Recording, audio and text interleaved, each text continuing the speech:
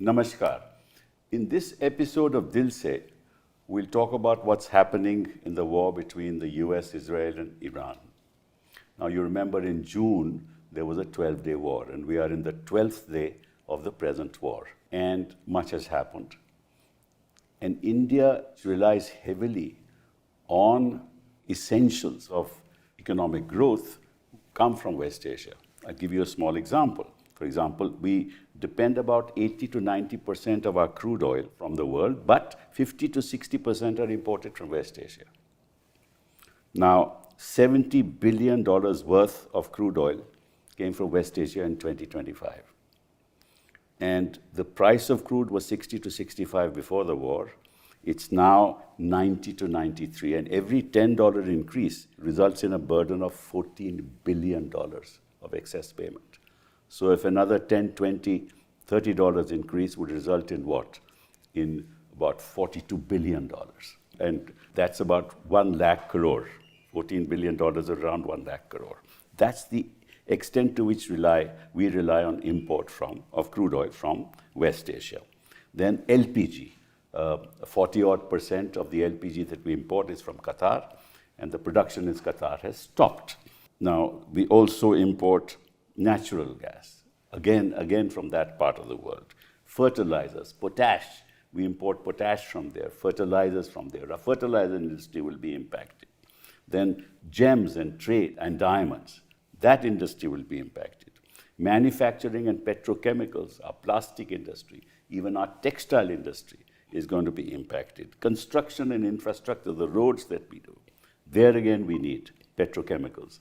That industry will be impacted. Metals and industrial commodities, that too. Our remittances that come from that part of the world are 5% of our total remittances. Those will be impacted. Security of our people will be impacted. Our shipping industry will be impacted. The insurance premiums have gone up. And now the ships have to go around Africa. So the transportation costs will be affected in every possible way. Now, we're not going to talk about this. I gave this introduction to show how much dependent we are on West Asia. But we're going to talk about our diplomatic positions, our positions in foreign policy. Why did we take them? On the one hand, we are part of Quad, which includes Japan, Australia, the United States of America, and us. And on the other hand, we're also part of BRICS, which is China and Russia. Now, we've aligned ourselves so far with Israel that it's difficult for us to negotiate with our friends in West Asia in the context of what's happened. And particularly Iran, because through Iran, we reach the Central Asian republics. Through Iran, we reach Afghanistan. And the Chahabar port now, obviously, is a non-starter. So I have 3 extraordinary guests with whom we're going to discuss as to what are the implications and why we have taken this foreign policy position. Is it in the long-term interests of India? And what do we do now? These are the issues, perhaps, that we'll take forward during the course of this discussion. We have, of course, Shiv Shankar, you've been here before. You are presently visiting professor in Ashoka University, chair their China studies. You're a fellow there, and you've been to every part. Most important capitals of the world, you've been there as ambassador. Whether it's Beijing, or it's Israel, or it's Pakistan, or it's Tokyo, Sri Lanka, you've been everywhere. So you know this part of the world, and you'll be able to tell us. Of course, most important of all, you negotiated the Indo-US deal and the waiver from the nuclear suppliers group. You were also NSA in the Dr. Saab's government. Now, Sanjay, thank you for being here. Economist, journalist, academic, policy advisor. Thank you very much for being here. You did your economics and you got your PhD from JNU. You were editor of Business Standard for a while. You've written for Economic Times. You worked for Economic Times. And you have roles in ICRIAR and CPR. And you were also, when I was a minister, you were Dr. Manmohan Singh Media Advisor for 2 years. You're a member of NSAB. Thank you, Suhasini, for being here with me today. Again, you've got the kind of experience very few journalists have, especially in the area of foreign policy and international politics. You're the diplomatic editor of The Hindu as we speak. You got your master's from Boston University, College of Communication. You worked with CNN in New York, then CNN New Delhi in 95, and 95 to 2005, CNN International. And you looked at India, Pak, Nepal, Sri Lanka, and Bangladesh. So you know this area very well. Got several awards. We won't go through all of them because it'll take the whole evening. But thank you all of you for being here. Let me ask you, what's the impact of our decision to be so close to Israel and the United States of America? And what does it tell you about the foreign policy postures we've taken right from Nehru's time till date? Isn't there a complete shift in our foreign policy? And what does it bode for the future for us? I think it's certainly different in the way it's coming across today to what previous governments of India did. Even though all these governments swear by strategic autonomy. But I think in the past we never interpreted strategic autonomy as neutrality. It didn't mean that you opted out. It meant you had the autonomy to express your own views, to speak for yourself, to speak for India. Not necessarily that you joined one side or the other in a conflict. And you always, that didn't mean that you made everyone happy. Suez, for instance. Certainly, Britain, France, and so on, Israel didn't like what you did. But neither did the more militant, non-aligned countries, because they thought that you were negotiating with the US to try and calm things down.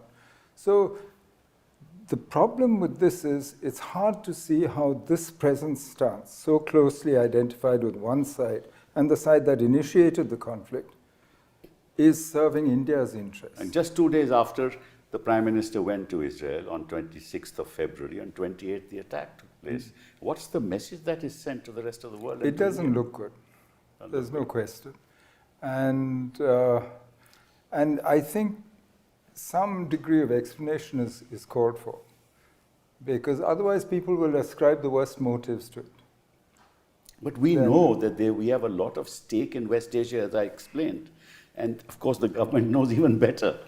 Then it's even more inexplicable. But the shift is really, in West Asia, we've always managed, no matter what, to actually deal with all the regional powers, even when they were fighting with each other. Absolutely. Through the 50s, 60s, 70s, whatever, we were dealing with Israel right through. It's not as though we didn't deal with Israel before we opened embassies in the 90s. And at the same time, Egypt was very close to us. Yes. We worked with Iraq, we worked with Iran, we worked to a lesser extent we even quit the Iran-Iraq war. Yeah. And we stayed out of their domestic politics. Exactly. We didn't get into the kinds of relationships where we were dragged into their fights, unlike Pakistan, which was involved in their internal politics. I think those are the bits that don't seem to hold anymore.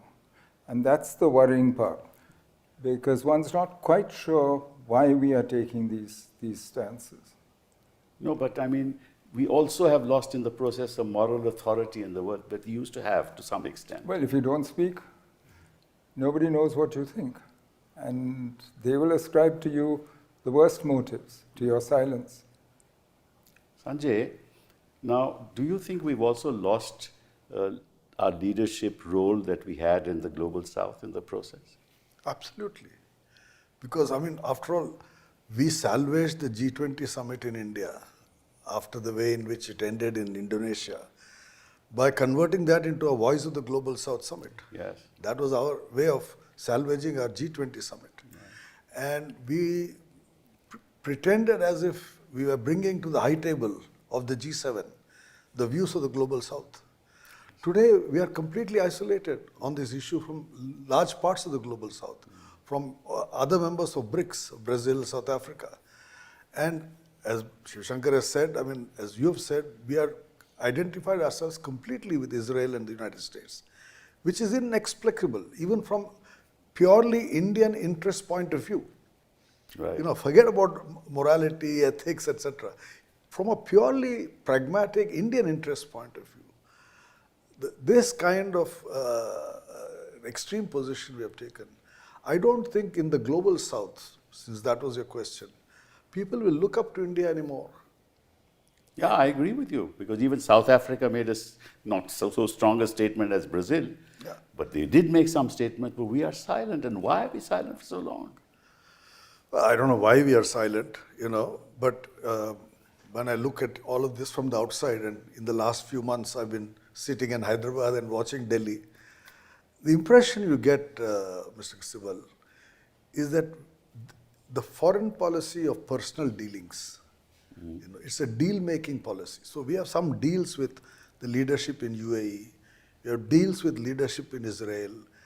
This highly personalized foreign policy where you are promoting business interests, working one-to-one with leaders of other countries, I think that has constrained institutionalization of this policy. So when you look at it from outside, you say, okay, this guy and this guy met, they've made some deal, the other chap is benefiting from this deal. You see the whole series of deals, and they call this economic diplomacy, right? But how much of it is really economic diplomacy? How much of it is deal making with many of these countries, whether it's UAE or Israel or Greece? You can give a long list of countries with which No, Reliance is having a petrochemical.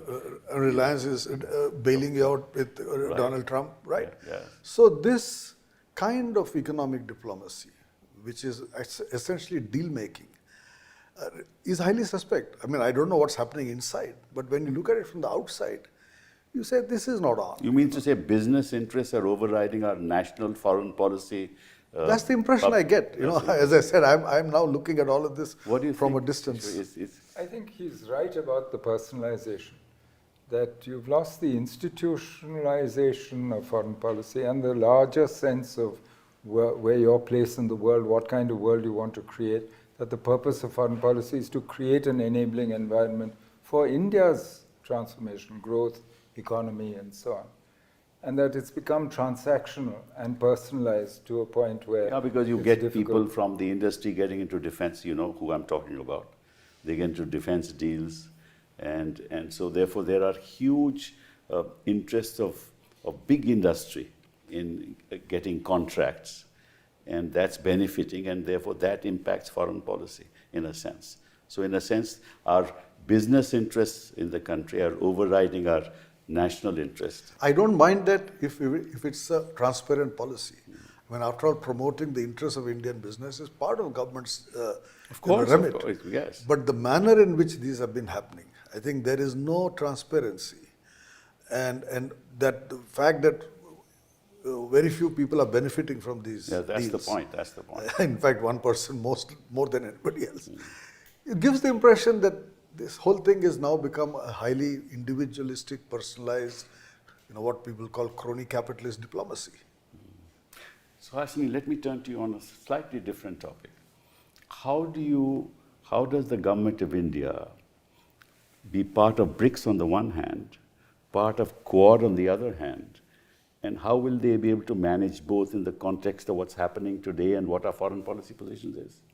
Well, it's very interesting that you asked that question and you referred to this at the beginning, because apart from everything else, apart from the membership of these two very, very disparate groupings, if you like, and I don't see, if India was to stick to its traditional tenets of strategic autonomy, of whether you want to call it multi-alignment or non-alignment or multipolarity, whichever way you want to describe it, if India was to stick to those tenets, there should be no problem. There are some things we do in the Quad which are very specific to a regional, to a geographical region, the Indo-Pacific. There are some areas where we try to help other countries in the region. There are, it's got many parts to it.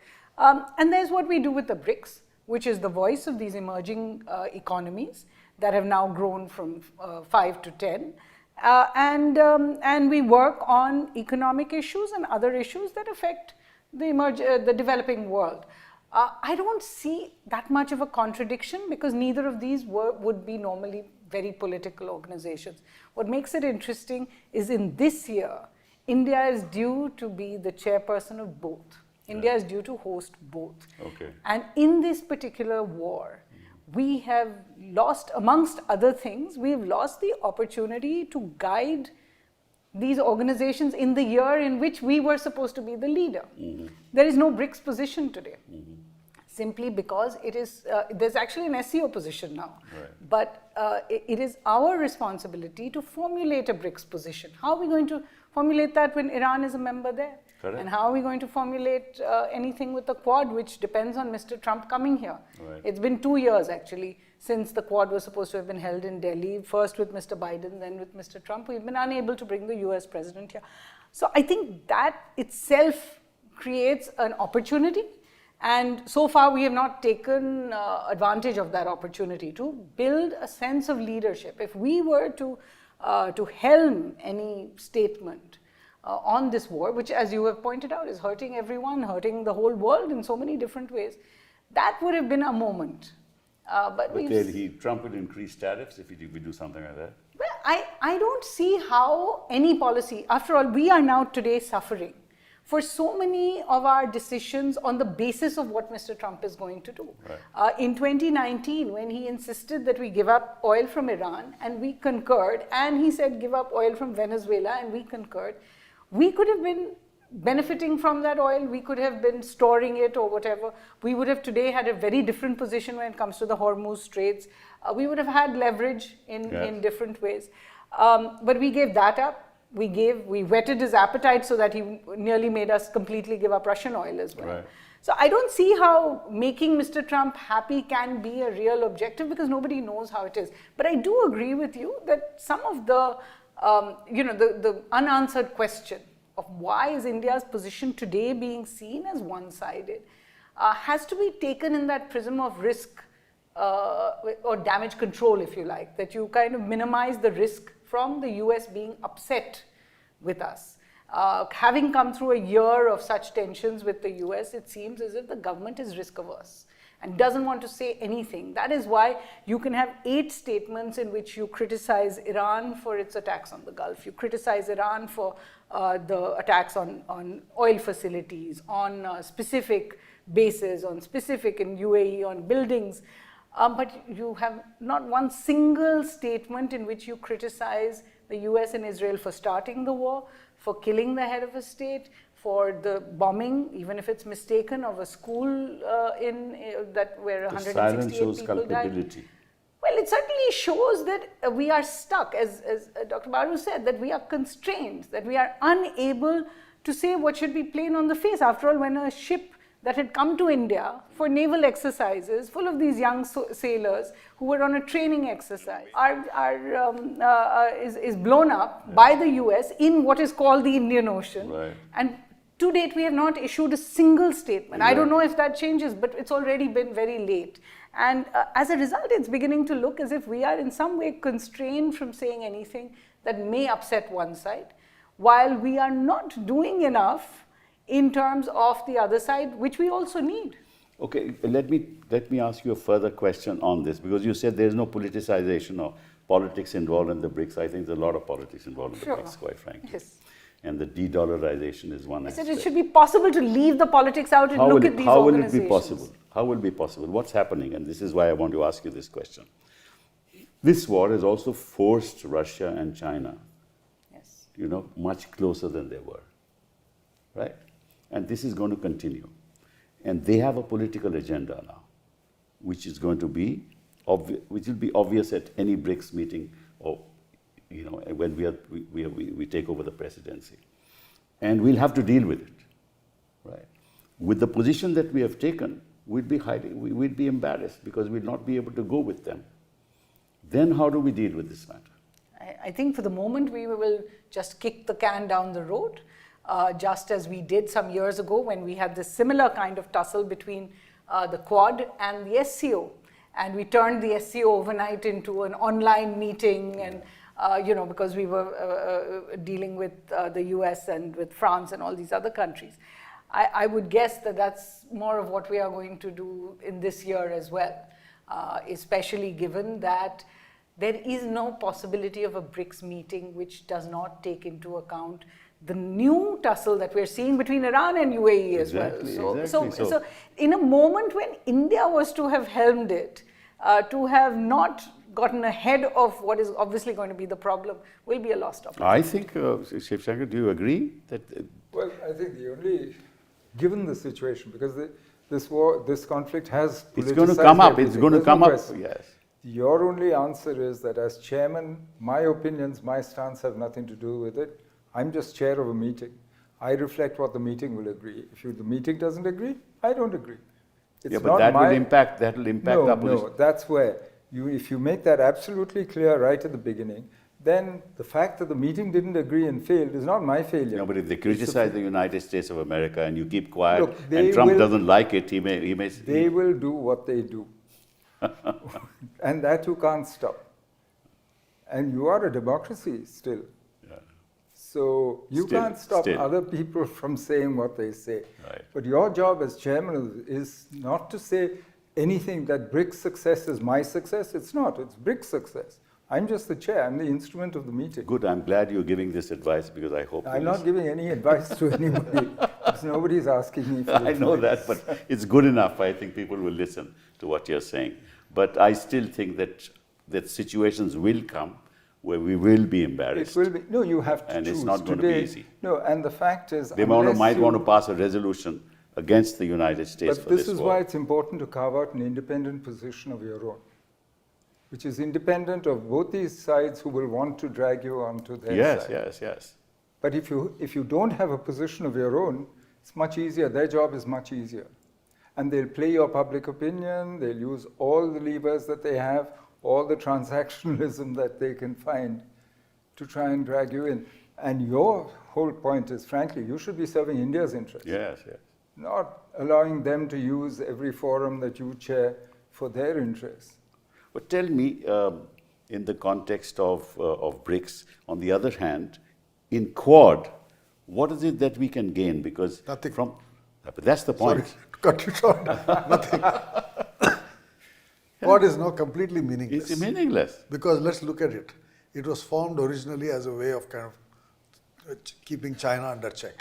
We have changed our position on China. Exactly. So has the US. We have now. So has the US. So has the US. Yes. We have opened up even to some extent Chinese investments. 10% on the automatic route. So I actually think India would be quite happy if the Quad summit doesn't happen, because it will be very embarrassing to be sitting as chair of Quad at a time when you're asking Chinese investments to come into India. That's the point I was making, that where do we really get nothing from being a member of the Quad. Absolutely. And the US is very clear it's not going to help us on anything. Absolutely. But that makes Pakistan's position extremely strategic in this part of the world.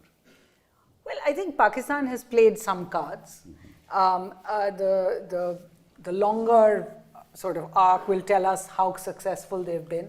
But the fact that as of now, Pakistan has mended its fences with Tehran, that we saw Mr. Pezeshkian call the Pakistani leadership along with his call to Mr. Putin, that we saw Pakistan's army chief, his field marshal, as well as the leadership go to Saudi Arabia, and they are part of a defense pact over there.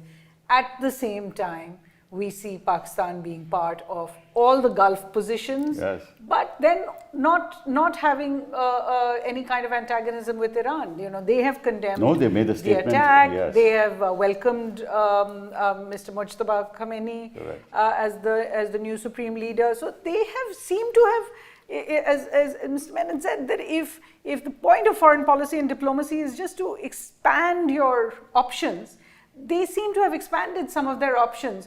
Our position, the real problem with our position is it is narrowing our options at present with what we can and cannot say.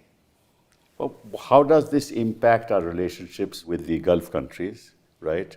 Because of the fact that most of them are Sunni and Iraq is Shia, and you know, we've made a statement saying that we are sorry that that Iran attacked the other countries.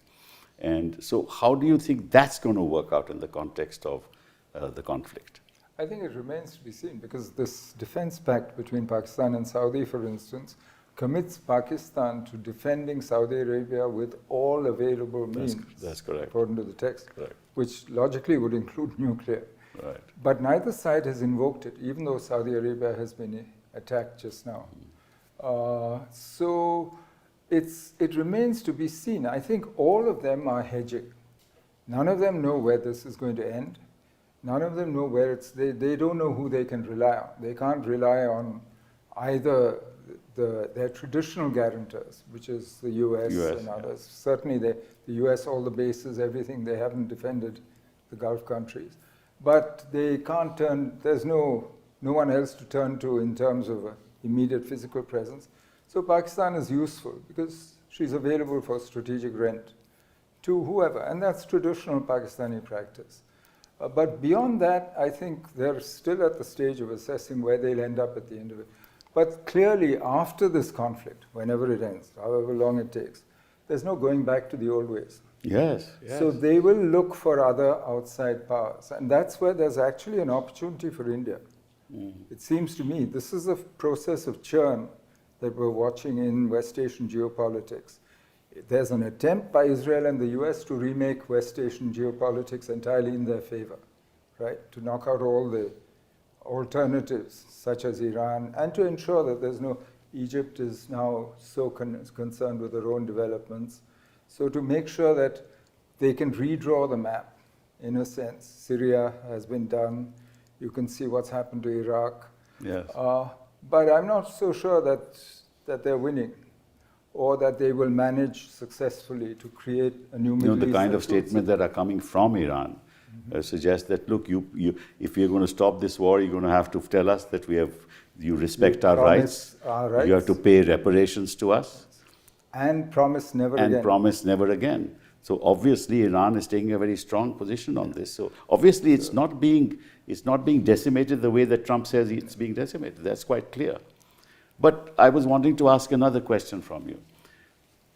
I think the Gulf countries, whether it's Bahrain or it's other Gulf countries, having the air bases there is something that Iran says, we're going to keep bombing you because we're not against you, but if these air bases are going to be used against us, we have no choice but to bomb you, right? And they've been actually targeting them. This impacts US Gulf relationships, yes, right? Because they don't want to be dragged into the war. So don't you think it's going to impact the future relationships of the Gulf country, apart from the business side, diplomatic relationships, and not allowing their territory to be used for the purposes of attacking another country? Don't you think that's going to change? Well, this is precisely their problem. If you were a Gulf state, what's your options today? Either you rely on the Americans, but that invites attacks. Yes. If you don't have the Americans there, you have no protection. Is that better? So you look for hedging options. You look to Pakistan, you look to whoever else you can find. You try and build up your own forces. Yeah, that's what they're trying to do now. No, but there's a limit to what you could do. If you're a country where 60%, 80% of your population is expatriates, if your size is so small, these are not so easy to defend. But they were not in conflict with Iran at any point in time. Well, but then the choice is between being totally undefended and therefore being politically open to influence and other people manipulating you. But where's the occasion for them to be worried about the fact that Iran will attack them? Iran's position is quite clear. I am not going to speculate on Iranian motives and what they'll do in the future and what they think and whether they want revenge for the past or what they do. Frankly, that I think is really dangerous.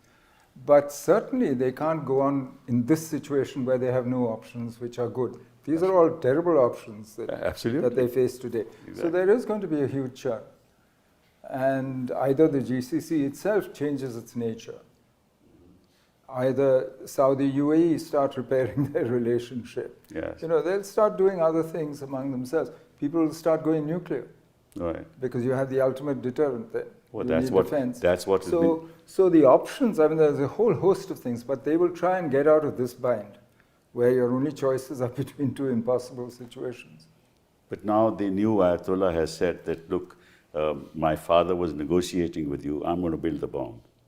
It's 60%, and it's likely to be 92% the fissile material. What are you going to do about that if they actually build the bomb?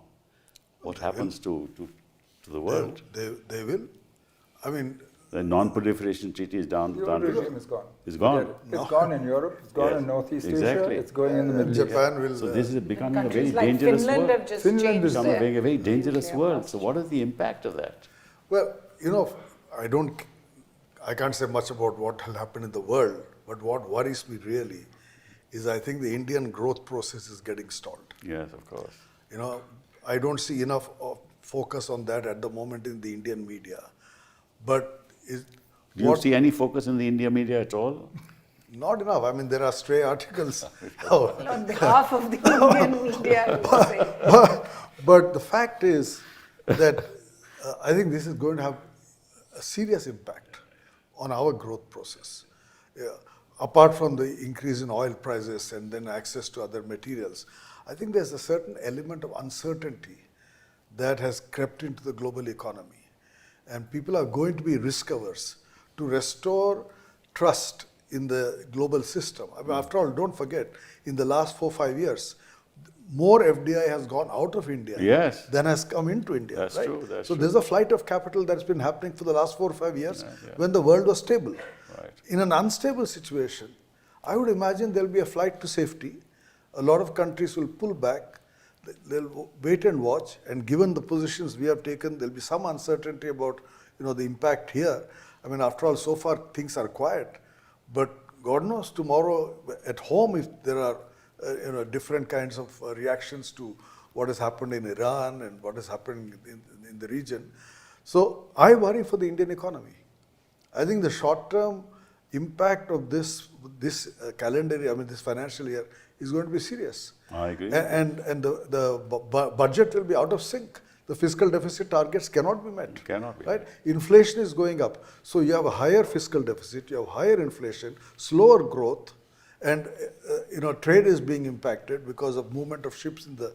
Your remittances come down, your remittances FDI coming down. goes out. So actually, I think we need to FII seriously goes worry. out. We need to seriously worry about the consequence of what is happening there for us. Yeah, but they should have worried it before they taking Absolutely. these positions. They Absolutely. didn't think it through. Could we have done it differently, Suhasini? No, I certainly think first question is the Prime Minister's visit to Israel. The idea that he went there at a time when the build-up had already begun. I'm told by people that that it was quite obvious that there would be some kind of American intervention coming. Just given by the number of planes, the number of bombers, the number of refuelers that were obviously coming through the region. So that happens as the Prime Minister is going in. He doesn't seek to, during his visit, speak about peace. He doesn't seek to, during his visit... 16 agreements he signed. And the agreements may have been transactional. It was the statement he made in the Knesset that we stand with Israel shoulder to shoulder now in this moment and beyond. I think there was no sense of moderation there. It was an all-out kind of statement.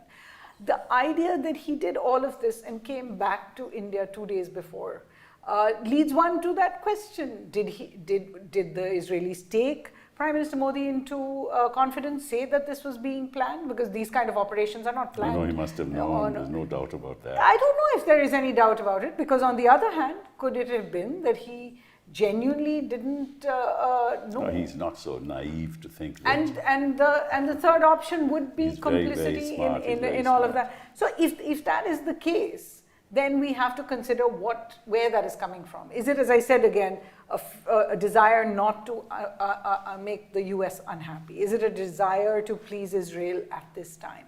Was it some kind of miscalculation that on February the 28th, after the bombing that killed Mr. Khamenei, his family, and 40 advisors, that in fact Iran's regime was finished, and that India should now start preparing itself to deal with a new regime and not the outgoing one? Was that a calculation which was clearly a miscalculation at that time? They've already survived 2 weeks in that position. Those are all questions we are going to have to ask. At some point, we have to go back and see why we did what we did. That it took 5 days to even say the basic condolences and to sign a condolence book means that there was some thought that we should go the opposite direction. And then there was a rethink. And I think... Well, no rethink merely because they've signed the condolence book. No, there was a rethink of the optics of the optics of I India. mean, you think people seeming- believe Also, people Jaishankar believe this? started talking This to Iran optics is about meaningless. If you don't go to somebody and don't make a public statement, Prime Minister remains quiet ever since this war started. And then somebody goes and signs a register, I mean, a condolence book. Surely, And that's it's not not at the to convince. It's ministerial not going to level. convince India. It's not to convince the rest of the world. That's quite clear. So there's no change of position. They just Actually- had to do it. That's it. What you're saying is the most frightening, perhaps, that India is seeking just not to be seen Yes. in all of this. Meanwhile, ensuring that they don't make any statement that in any way annoys one side, which is the US-Israel side. You know, it's not just the attacks on Iran. There are attacks on Lebanon where That's 634 people have Right. died. In Iran, 1,300 civilians have died.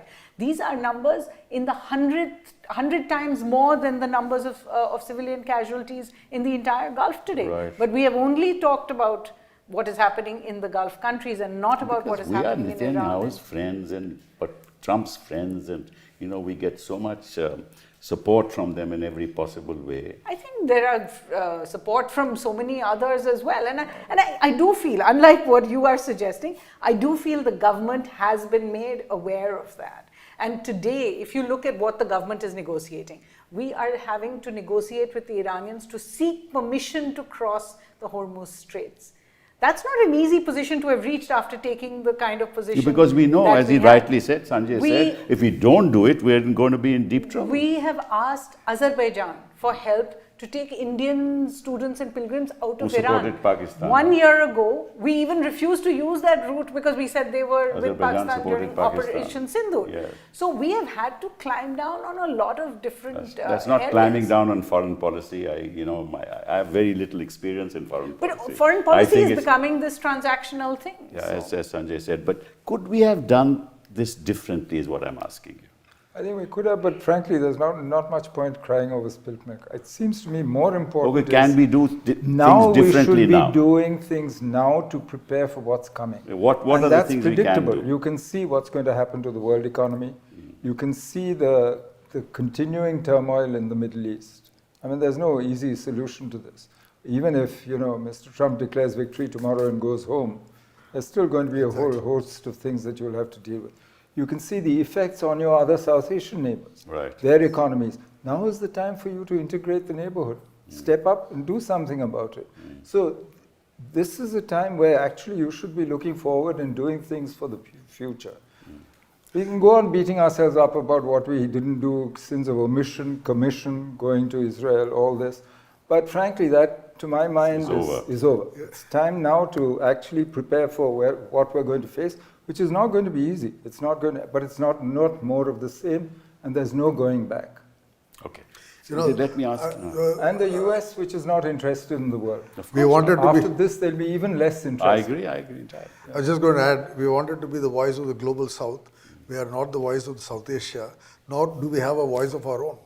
I We were mean, silent. imagine the shrinking But voice. silence here is most eloquent because you know why we are silent. Sorry, you were asking something. I was asking you this. Supposing we were to tell the United States, look, we're going to buy oil from Russia.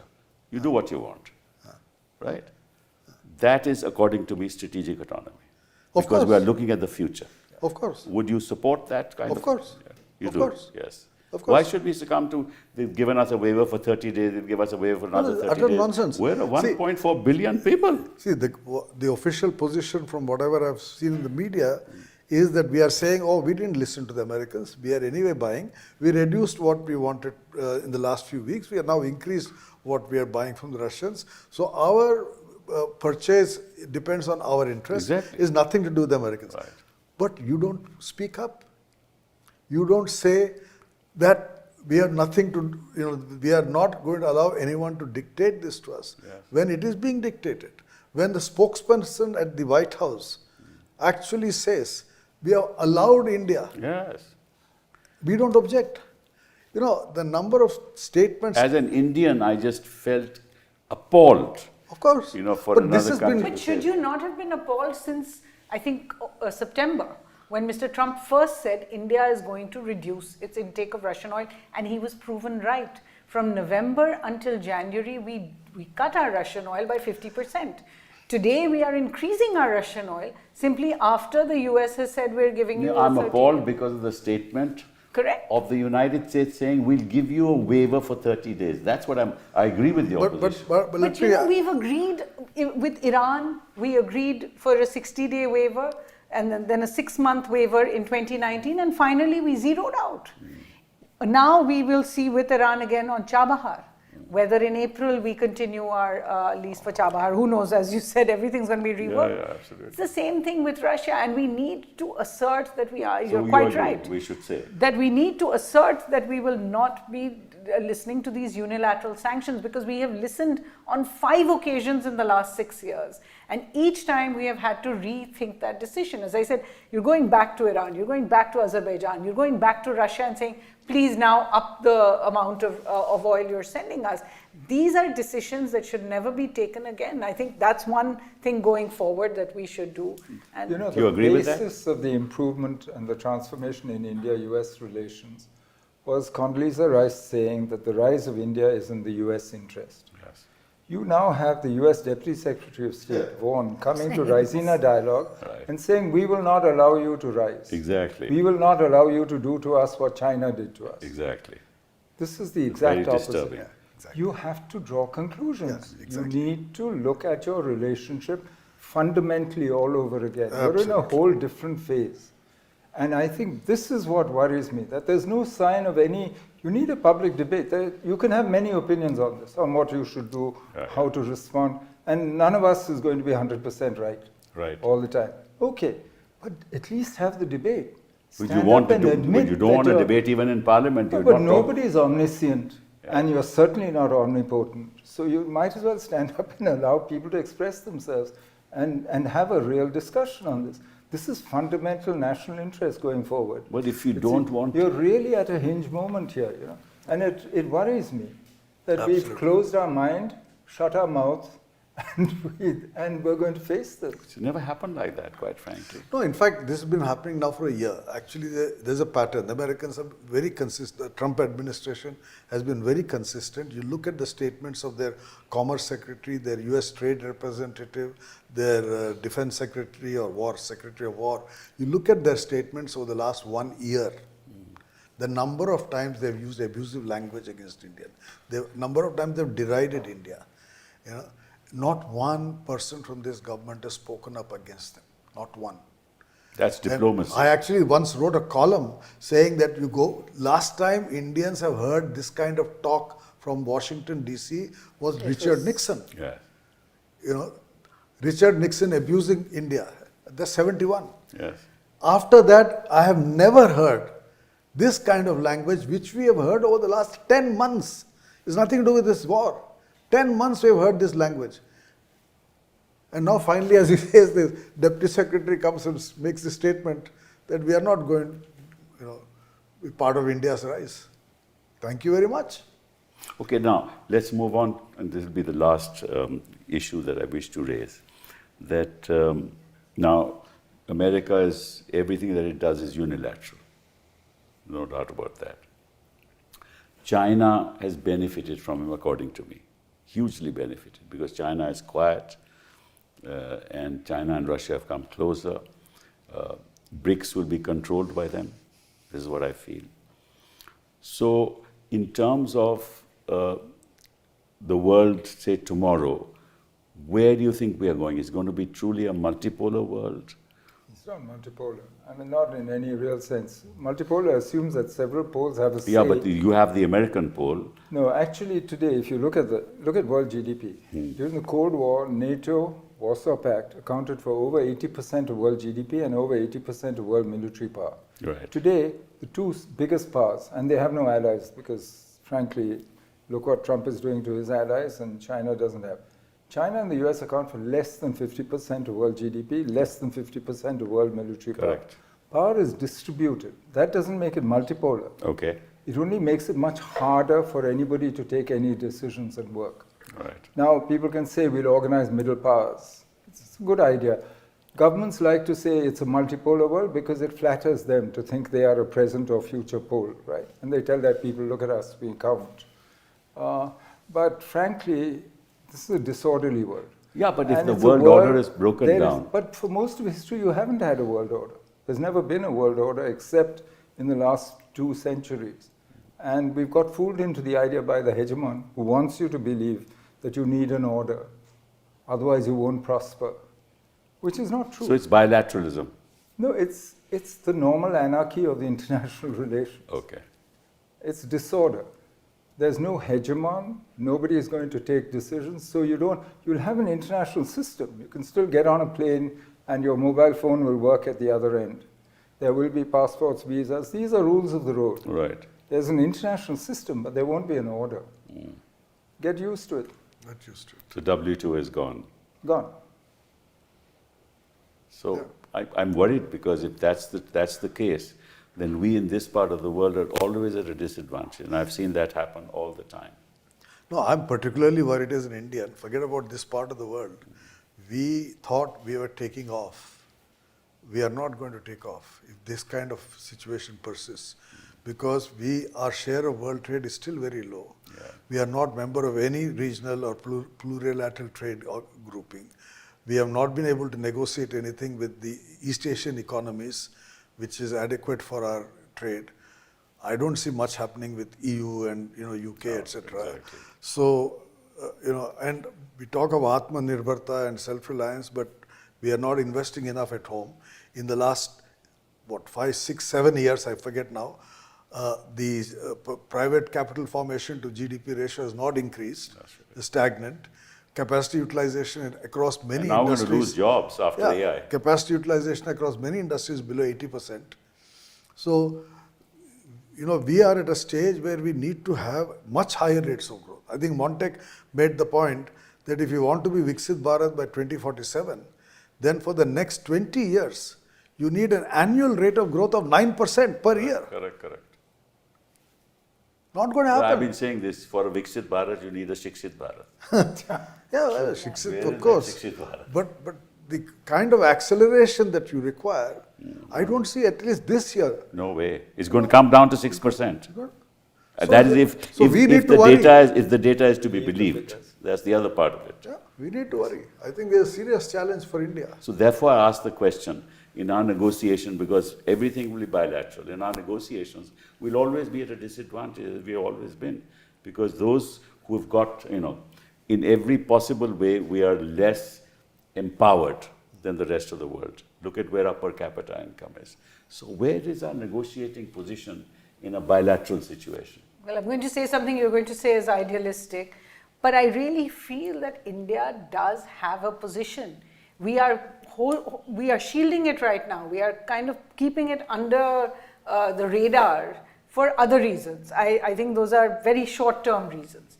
In the long term, India remains a country of its size, with a country of its population that has a potential to do great things because of its geographical location, because of the kind of plurality it has, the kind of diversity it has, and for at least most of the arc of its independent history has had a certain moral position. I think to lose any of these is always going to be to our disadvantage, because people are not looking to India to sell their next 150,000 motor bicycles, for example. But they are looking, if you believe that there is going to be no order in the world, then people will look to a country like India to produce some kind of sanity in the world. We are losing these opportunities. When I talk about the BRICS and the Quad, maybe these organizations mean nothing, but we could make something of them by taking positions that the world can agree upon, that at least all the sensible people in the world can see is a slight way forward. We can no longer just work on the idea of saying dialogue and diplomacy is the only way out, simply because we don't practice it ourselves. We don't practice it when it comes to Pakistan or even Bangladesh or any of the other countries that we have problems with. But we do need to go back to those tenets, and I think there is a place in the world for a country that shows new order. I'm not talking about middle powers, as Mr. Carney very beautifully and eloquently described, and then went right back to joining the G7 to back America on absolutely everything. But I'm speaking of the idea that the world is going to need heroes, if not leaders. to show a certain better way of being. This is not the way to So our be. leader must become a hero. I think our leader must make India the hero. I agree, I agree. Become a hero means make India a hero. But I don't disagree with you in what you said. The only thing is we need to leverage the great advantage we have in terms of our population, in terms of our diversity, in terms of the fact that there is no other market in the world as big as us and as open as us. But for that, we have to fix things at home. Correct. Right. Bring the GDP and the GDP per capita to a Exactly. Bring similar... things at home. Use your diversity to your advantage. If you use your diversity to the country's disadvantage, right, which is presently happening, you're going to be in this deep trouble. So that's what we need to do. I think we have a great future, and I agree with you. I don't disagree with you at all. But we're not doing it, and we haven't done it for the last 11 years. I agree.